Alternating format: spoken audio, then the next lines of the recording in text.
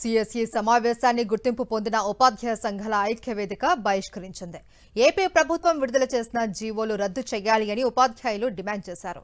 ఏకపక్షంగా ప్రభుత్వం తీసుకున్న నిర్ణయాలను అమలు చేస్తూ ఉన్నారని ఆగ్రహం వ్యక్తం చేశారు.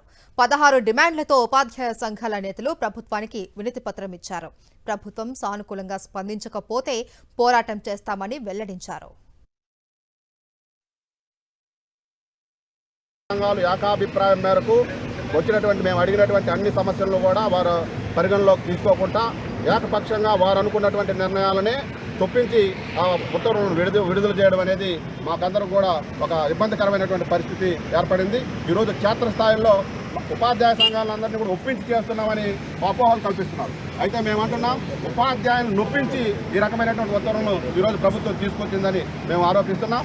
ఈ ఉత్తర్వులను వెనక్కి తీసుకోవాలి. మేమేవైతే ఏకాభిప్రాయం వరకు ఒక 11 డిమాండ్లు వారి ముందు పెట్టడం జరిగింది.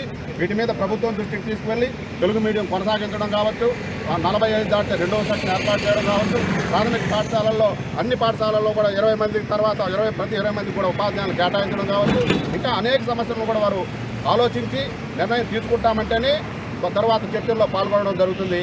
లేదంటే ఇదే రకంగా ఉపాధ్యాయ సంఘాలన్నీ కూడా ఏకమై ఐక్యవేదిక పక్షాన ప్రభుత్వానికి ఒక అల్టిమేటం జారీ చేస్తున్నాం.